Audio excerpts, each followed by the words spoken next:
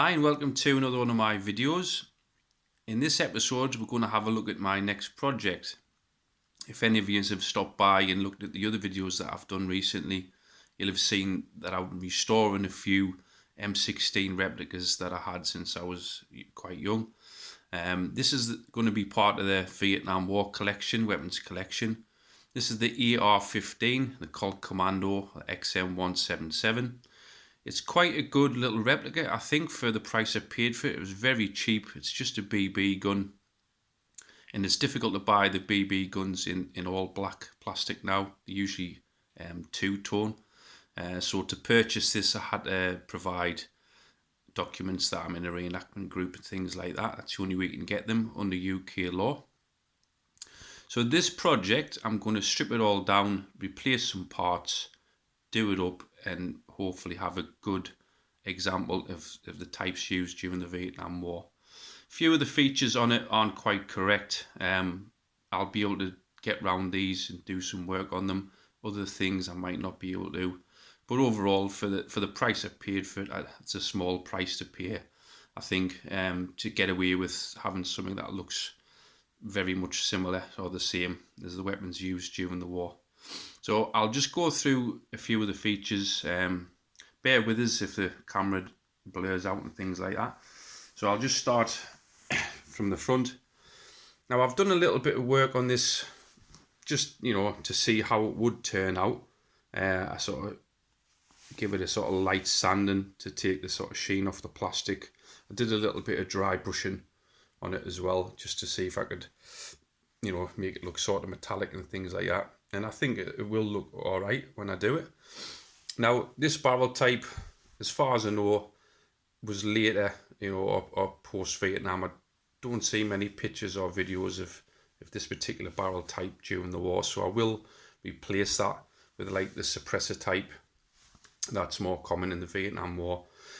If anybody knows where I can get one of them, just let me know, because I'm having difficulty sort of finding one of them. If not, I might be able to fabricate one. It might not be exact, but it'll look more realistic and true to how the weapons were. Some parts, like I say, I can replace. So this part here I've just purchased. It was very cheap and it's aluminium, so that'll go on there and give it a bit more weight and make it a little bit more stronger. Get the sling swivel there. The stock, I can get genuine stocks quite cheap. So I think I'll replace that as well, because that, I'm sure it'll be like sort of thicker plastic, look a lot better. Now the body isn't too bad. This part here, there would be Colt stamping in there, with the serial numbers and things like that. It's not on there, and there's like a kind of block in there which I'll have to fill, then sand down. There's not much more I can do with that, so I'll just, do some work on it and make it look best I can. The bolt release catch is just solid, that doesn't move around.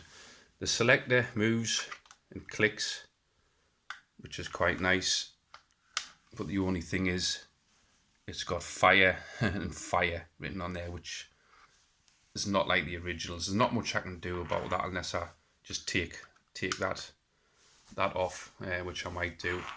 The cock and handle is a bit slack, but I am going to sort that out. Once I strip it down, I might be able to replace it with a genuine part. This part here is a nut where there should have been a screw, so it's just little things like that. It's not a big problem, but I can maybe adjust them and replace them to make it look more realistic. The stock is not too bad. It's a bit rattly, but I can get genuine stocks. I know this block thing here is not correct.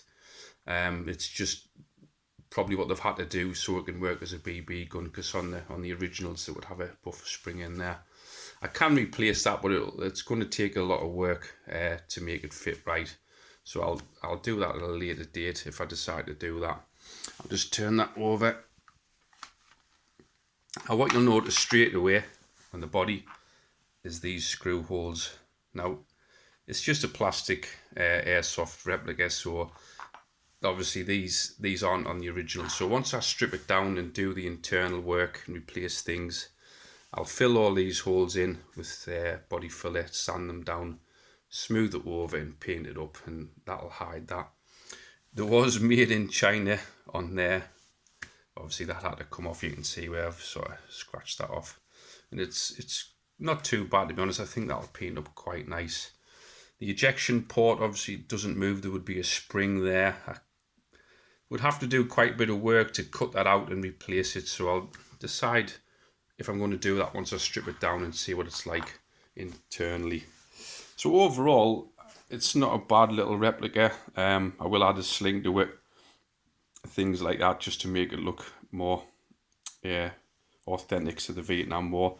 If anybody has any suggestions or comments, feel free, because it's all a learning curve for me. I don't know everything, I'm not an expert, and anything that's helpful to bring this to life a little bit would be most appreciated. What I'll do is, when I get it done, I'll do another video. At the moment, obviously with all the lockdown, I can't get the bits I need, the body filler and paint, so can't really do much more with it until shops and that start to open up. So when that happens, I'll get to work on it, and then I'll do another feature when it's done. Okay, thanks for taking the time to watch the video. Bye.